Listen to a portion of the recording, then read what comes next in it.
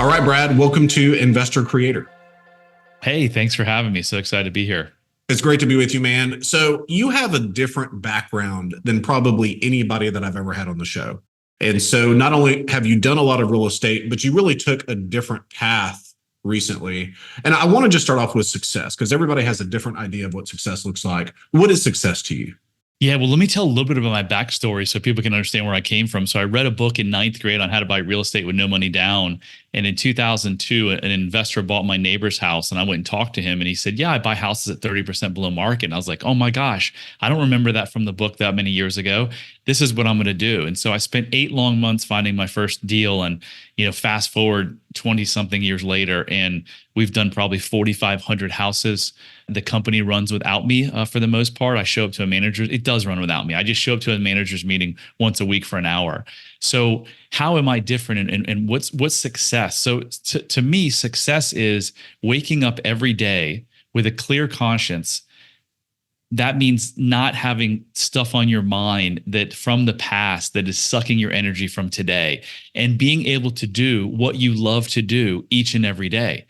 But that wasn't always my definition of success. For 47 years, it was all about money, money, money, money. I thought that if I had a bunch of money and I had a big company, that I would have worth and happiness. So, what created the transition there? Because I'm with you 100%. I've found for me that money was really important when you didn't have any. And then whenever you have a little bit of it, it's really, really not fulfilling. So, what created the transition for you? Yeah, I mean, look at before I answer that, I love that because one of my mentors a couple of years ago was like, billionaires are some of the most lonely people in the world. Like, why do you see people with hundreds of millions of dollars overdosing on drugs and taking their lives? It's because it has nothing to do with money.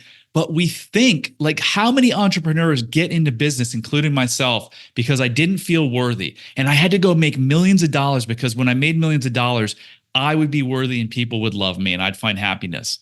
The secret is you don't need money to get to that state. We can show you how to get to that state today. And then when you're at that state, when you're happy and fulfilled, the chances of you making money go through the roof. Money doesn't bring you happiness. Happiness brings you money. That's a fact. Like, they have proved that scientifically. The happier you are, the more money that you make. Right now, I'm in this business. If you're watching, you can see behind me, I've got tons of books on psychology and trauma and manifestation and all kinds of stuff, right?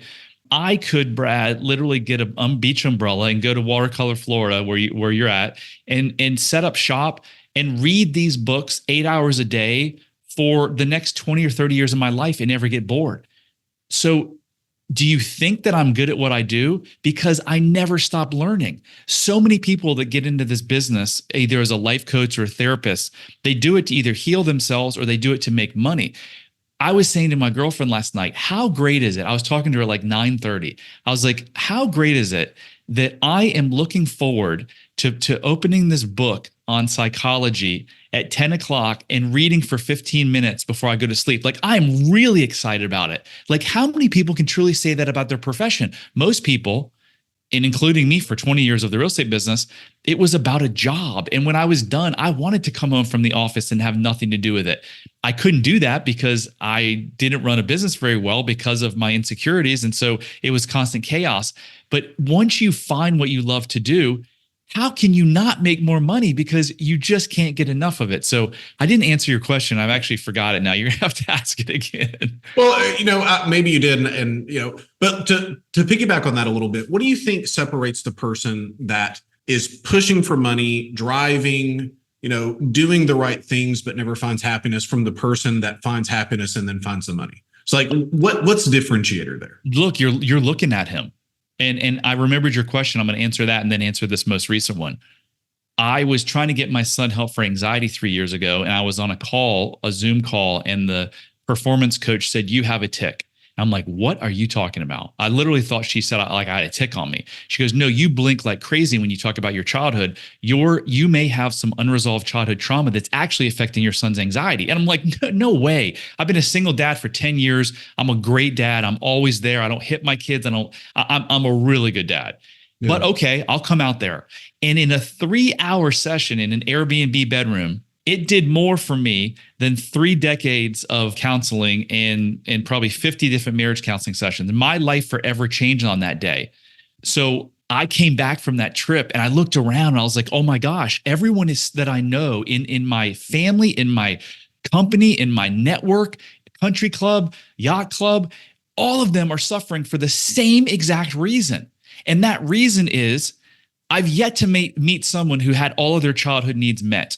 When you don't get your childhood needs met, what do you do to survive? You come up with a story, you come up with a meaning of why is this happening to me? And more often than not, it's happening because of me. And you know why our brains do that? Because we can control it. If it's our parents or our caregivers and they're the problem, dude, we're screwed, right? Because we have no control. But in my situation, I'm not enough. If I can just be a better boy and stop being a bad boy, maybe my dad will stop hitting me with a belt and stop making fun of me. That was my story. So what separates someone, like you said, me chasing money for 47 years, unfulfilled? I made millions. I lost millions. I had 2 marriages that didn't work out. I had 2 kids with behavioral problems and anxiety. I used weed and alcohol on a regular basis to feel better. I made 9 or 5 business mistakes that cost me and my partner in a span of 13 years, $9 million trying to chase my worth. What separates old Brad from new Brad? Well, old Brad went back and figured out the times in his childhood with help where I placed meanings on certain events, certain painful events that happened in my life. And I realized that, oh my God, those meanings were never true. It was never that Brad wasn't enough. It was that his dad felt like he wasn't enough. And it was because his parents fought all the time and because he almost lost his house and had to move into public housing.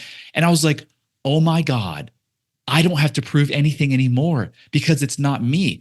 Brad, this is why our prisons are full, our hospitals are full, why we have like a 50% obesity rate, why 33% of Americans, that's 100 million Americans on an anti-anxiety or antidepressant. It's why our divorce rate goes from 50% to a third divorce of 70%.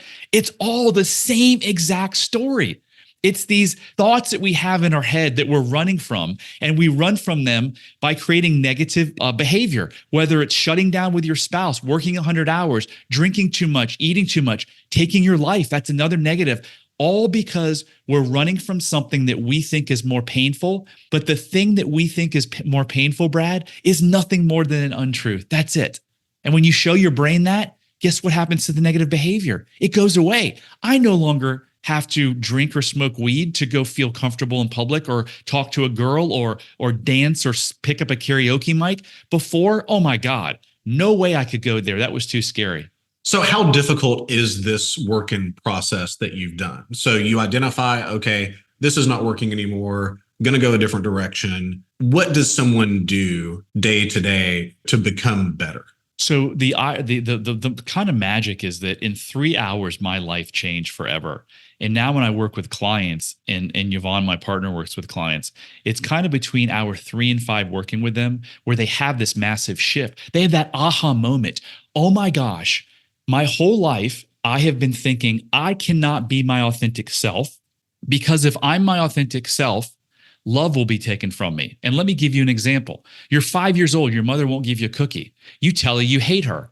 Well, your mom had her own set of trauma. So what does mom do? Instead of saying, that's not nice, I know you love your mom, she freaks out. She cries for 2 hours. And then dad comes home and hits me and says, you don't ever make your mother feel that way. So your little 5-year-old brain says, oh my gosh, if I'm ever myself, love can get taken from me. And as a child, if love is taken from you, you lose attachment. And if you're not attached to your parent as a child, what ultimately happens? Have a difficult time attaching in the future? You die. If you don't have a parent to take care of you. So our brains have been evolving for 6 million years. This is a survival thing. It says if you make someone really important upset and they don't love you and they leave you, you die. Now, as a 5-year-old, are you sitting there thinking, oh, mommy might cause me to die? No, but your primitive brain is driving the behavior. And whether you're 5 or 50, it doesn't know the difference. Your subconscious mind doesn't know the difference. So all you're doing is doing the work to unearth, oh my gosh, when I was 5 years old and I told my mom I hated her, oh my gosh, the meaning I placed was that I was a bad boy. And if I was my normal self, my authentic self, love got taken from me. So then you show your brain, when in your life have you been your authentic self where love hasn't been taken from you? And then boom, boom, boom, literally a mismatch detector goes off in your brain and says, well, wait, these two things can't be true at the same time. What's the truth? Oh, the truth is that had nothing to do with me. Oh my God, that was my mom and her insecurities. So all these terrible relationships and all the drinking that I do to cover who my real self is, I don't have to do that anymore. Brad, it's that simple. So when do you feel the work is done? I don't think the work is ever done. Like, if I've got my hands up right now, and and they're about a foot apart. So if on my left hand is complete brokenness, I mean just complete brokenness, and on my right hand, 12 inches away, is complete enlightenment. I feel, and now I've moved my hands together, that I've made this leap literally in a month or 3 hours, really, where I went from far left to about an inch away from a true enlightenment. And what is enlightenment? I mean, it just means that nothing bothers you. Like, you are just happy as a clam all the time, no matter what you're doing. I think that all human beings spend the rest of their life, once they've made that huge leap, then you spend the rest of your life in this space, in this 1 inch space. But here's the thing. That 1 inch space is really, really amazing. So a better way to answer it is to see where you are today. So I was the guy who was like, for 47 years, I would tell you, I have high self-esteem. I don't care what other people think. And I really love myself. All three of those were lies. I didn't consciously lie to you, but I tricked myself into thinking that. But really, I was so afraid of people judging me. So I created this 3-minute, it's only 12 questions, self-love quiz. UnlockLimitlessYou.com. Go there, take the quiz, and you're going to know in 3 minutes whether you lack self-love. If you lack self-love, you definitely have these underlying things that are driving the negative behavior in your life. So if you're the person who drinks too much, is overweight, has a shitty marriage, is depressed, is anxious, you now will know why, and it's not your fault.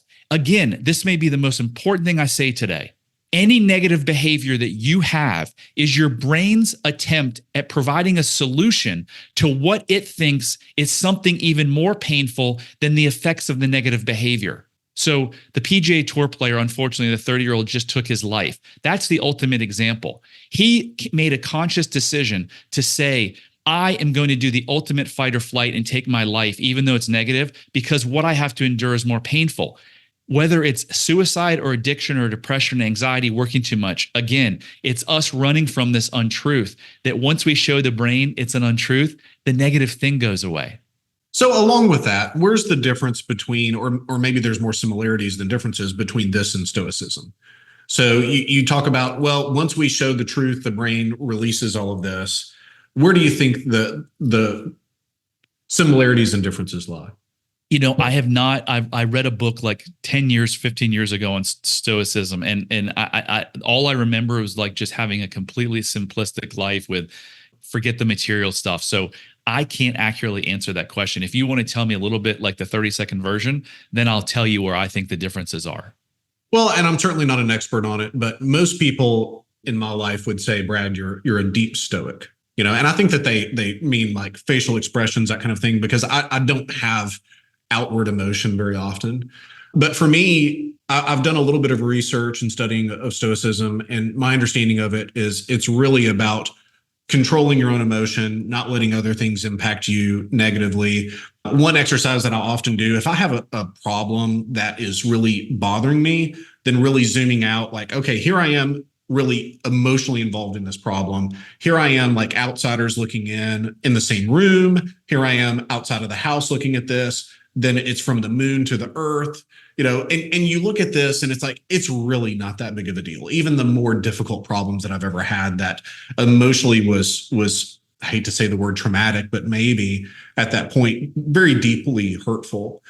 Whenever you take it from the grand scheme of things, it's really, really nothing. And so that would be one of the exercises that Stoicism would teach. Yeah. So that's actually a lot of what you just said is the tools we give people to use after they've gone, because we use hypnosis. So after the hypnosis and after they've had that major breakthrough, those are some of the tools that we give them to, again, close that gap to get to true enlightenment. But here's the thing. is that it's really hard to do what you said. And I love that. Like, step outside your body. And when an event happens, why do we always have to attach a meaning to an event? The event just happened, right? We don't have to attach a meaning. But it's really, really, really hard to do what you just said that you do when you have these limiting beliefs, because your behavior is 95% controlled by your subconscious mind. So if you have these things like I did that were controlling my behavior and I didn't know it, if you would have told me on this call 5 years ago, Brad, just step outside yourself, I would have been like, okay. And I would have tried to do it, but it never would have worked. Like my second wife would come to me and be like, you just did this. And I'd be like, well, you did this, this, and this. That was the fight part. And then the flight part would come in. For 3 days, I'd be cold and distant to her, Brad. I had this weight on my chest. I didn't like it. I didn't want to touch her. I didn't want to talk to her. And I hated it. But I was like, I don't know why this is happening. Well, now I do, because it was if she's going to challenge me, she might be removing her love. And there's that attachment. And my childlike brain says, not that I need her to survive, but it's very similar to my parents. If I lose attachment, I may end up dead. So now my partner and girlfriend, Yvonne, we've been dating now for 19, 20 months. When she comes and says something to me, I'm like, okay, let's talk about it. I don't need to fight you and I don't need to run from you, because I now know that when I start to feel those emotions, that's just the old Brad feeling I'm not enough. And I quickly go to, wait, is that true? No, I'm enough. Okay, I'll take a couple of deep breaths and sit down and talk this through with you. Interesting. And so at the point that you came to this realization that, hey, this 3-hour meeting, things have to change, where was the business at that point? And do you feel like the business was serving you in the best way, or were you really having to serve the business? Look, the business, I think, has served me well. The first book I ever read was E-Myth by Michael Gerber. So I tried to set up systems. I was terrible at it. The business was in constant chaos up until that point in time. Because I felt not enough, I was chasing every shiny object. I was opening new markets. I was trying different business lines. We were like trying to build houses and do development deals when we knew nothing. So absolute chaos. Fast forward or wind back to 3 years ago when I went through this 3-hour exercise, I was like, oh my gosh, I don't have to prove anything to anybody. So therefore, I'm done proving. What am I going to do? I just want to now make an impact. So I started shifting. Instead of how do I hire people or crack the whip to make them make more money, I started thinking, how can I impact their lives? How can I impact my sellers' lives, my investors' lives, my clients' lives, my employees?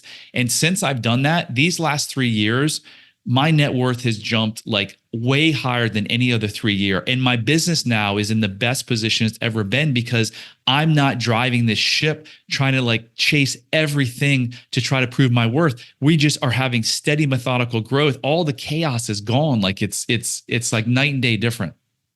So let's unpack that a little bit. You cut down on the strategies, correct? Yeah, dude, I was trying everything. I go to a mastermind, come back, I'd be like, I try to execute on 50 things and I didn't execute on any of them. There was a joke one time where there was an exit interview done and the person was like, if you don't like what Brad does, just wait a week. That's great. I love that. So how do you think this difference in thought processes changed the business specifically when it came to the day-to-day? So like everything changed. The culture changed. Me driving people for the sake of my unworthiness changed. People like felt the real Brad come out, felt the love, felt like, wow, he really cares about us. So we have a different, the culture literally changed. We've put people in places where they're now running things, and they recognize, because I talk to them a lot about this. Like, I'm doing what I was meant here, I was put on this earth to do this work, to help people find the true, peace and joy and freedom that they want in their life. So I don't think, pretty much everything has changed. We still do the same scripts. We still do marketing, but from a standpoint of just like how I see the business and how it serves me, look, it's ultimately serving me. It's serving me better than ever, because it's allowing me to do what I just love to do every single day. I love that. And so what do you see as being the results for people that go through this kind of a journey with you that are business owners? Wow. I mean, one guy comes to mind and he's been on my podcast. I mean, everything's confidential, but when they come out and they talk about it, he's on one of my previous podcasts. I have a podcast called How to Be Happier for Entrepreneurs. So if you like this type of stuff, go check it Love out. We're that. on all the major platforms. But his name is Brent. And Brent came to me with like an overwhelmed mind. And since then, he said, after working with you for 6 months, my income has nearly doubled. I didn't come to you for that. He was like, that was a byproduct. His relationship with his wife is better. He had a child that had a lot of behavioral problems. That child is starting to behave better. He's like set up boundaries where he's not on his phone all the time serving all of his clients. So it's further than business, because look, at the end of the day, business is important, but when we're lying on our deathbed, there's no chance any of us are going to be like, man, we had that amazing business. How much money did I make? We're going to be saying, what impact did I make in this world? And what were my relationships like with the people who meant the most? The people, the family members, the closest friends. Those are the two things. And those are the two things that change profoundly when you do this work and you get rid of these limiting beliefs that are buried in your subconscious mind. I love that, man. I've thought about my deathbed experience a lot, which a lot of people would think is kind of morbid. And I look at it as exactly opposite. For me, it's life-giving because nobody wants to go to their deathbed with a ton of regret. So I've looked at it this way. Number one, I want the people to be there, not because they feel obligated, but because I was good to them. How many people go because they have a sense of moral obligation to be there? And I don't want that. And then that I'm able to say two things. Number one, that I did it, whatever that means, because that's all encompassing of living a great life. But then secondly, that you don't have any major regrets. And so far I can say that, for me, that's being a good husband, being a good father, being a good friend, being a good family member to the family, and bringing people with you, because I think it's such a silly thing to do things by yourself. What is it? The Chinese proverb, if you want to go fast, go by yourself. If you want to go far, go with others. And I truly, truly believe that. I've seen that play out with people that I was around as a child. And for me to be able to say those two things would be all encompassing to really having a great life. And I think so many people get so caught up in the day to day of let's make another dollar. Let's add another figure to the balance sheet. And it's like, for what? Yeah. I mean, I've worked with clients who I asked the question, I was like, why are you working so much? I was like, could you retire right now? And he's around our age and he's like, yeah, I could retire. But he was working because from his childhood, he felt not enough. And he felt that if he could just make more money, that would prove his worth. And it never does. It never does. What is wealthy in your opinion? Is it a certain dollar figure? Is it cash flow? I mean, what is it? I mean, I think it goes back to the success, right? What is wealthy? I would say true wealth is in going back to the impact in relationships. But if you wanted to reword the question, what is financial wealth? I think it's very simple that when you have enough income coming in that covers your expenses, I think then you're truly free from a financial standpoint. But you're never free until you have true self-love and you've gotten rid of these limiting beliefs. I love that, man. I'm going to end today with where I usually start with people talking about the real estate market, because I know you guys are doing a lot of deals, but you're not active, like super active in the business, which I love, because I'm not either. I'm not spending 1 hour a week. I'm probably spending 5 to 10. But what are you seeing in the real estate market? Do you like the trajectory that we're on? Just kind of give us a gut feel on what you're seeing. I mean, so it's just insane what's going on in the real estate market. For the last 6, 7, 8 years, I've been wanting to buy a house in Florida, and I can't move until a year from now when my daughter graduates. But I just keep saying, I'm just going to wait because the prices are going to come down. And after going to 2 high-level masterminds at the end of last year and hearing some of these experts speak, I don't think there is any prices coming down. I think that we are in a period of many, many years because of the supply and demand that prices are going to continue going up. And it just, to me, it's irrational. I keep asking myself, like, where's all the money coming from? If you'd have told me 2 years ago that interest rates would double and we would be selling houses for higher, I mean, that's what's happening. Like, yeah. It just doesn't make sense. So do I like the trajectory? No, because I don't know what's going to happen. But yeah, things just aren't making sense. I agree, man. I had a pretty prominent person on the show back in 2020, right when COVID was hitting. And I said, man, what do you think about what's going on in the market? He said, Brad, it's a crash in slow motion. And this is a smart guy. If you looked at the data, everything that he said made sense, but he was categorically wrong. And nothing seems to make sense in this market. And I agree. I've said it many times. If you had told me 3 years ago, hey, Brad, what's going to happen when the 30-year rate goes from 3% to 8%? I said, man, we have to have a 20% correction, no doubt. And we've gone up. My buddy Jason Hartman, I'm in a mastermind with him. He was telling us about a month ago that Fannie expects rates to be at 5.62 by the end of the year. And he said, I don't think that's going to happen, but let's say it happens next year. When we hit 5.62, there's going to be 1.2 million new buyers that are going to be able to afford. Right now, we have like 500,000 complete total inventory in the entire country. So what does that tell you? Like, they're just going to keep going up. Now, look, if interest rates get out of control and they go from 8 to 15, are things going to continue going up? I would say no way, but I would have said no way if they went from 4 to 8 and they've gone up.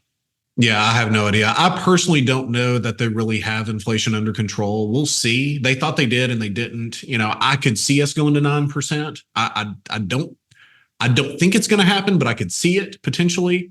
Who knows? Yeah, I will say in the markets that we're in, we're mostly in the Southeast. We do see things really, really slow down once we get above 7% on the 30, which we're just above right now. If we're below 7%, I really, really like it. If we're above 7, I don't like it as much. 7.5 really starts to throw cold water on things as far as we can tell. But there's no Armageddon on the horizon as far as I can tell. Yeah, it's interesting times for sure. Definitely. So, Brad, if anybody wants to connect with you, what's the best way for them to do so? Yeah, just go to unlocklimitlessyou.com. If you want to literally personally connect with me, if you go to unlocklimitlessyou.com/Brad, it has our podcast, the self-love quiz. It actually even has my cell phone number. If you're suffering, if you're struggling in any way, shape, or form, your life wasn't meant to be that way. You were put on this earth for a massive mission. And if you've got these limiting beliefs, it means you're in fight or flight most of the time and there's a tiger chasing you. Once we help you kill that tiger, you can take a deep breath and you can find your life's purpose and you can improve your relationships and your health and your business. So if I can be of assistance, please reach out to me. Yeah, guys, Brad is certainly someone that we can recommend, has a deep background in the real estate business and, seeing these types of life changes firsthand. We were just talking offline about a lot of the changes that I'm personally making that, maybe a bigger business is not always a better business. And I truly believe that the business has to serve you. And at the point that it doesn't do that it's time to make some changes. So definitely connect with him. Man, I appreciate so much you being on with us today. Thanks for having me.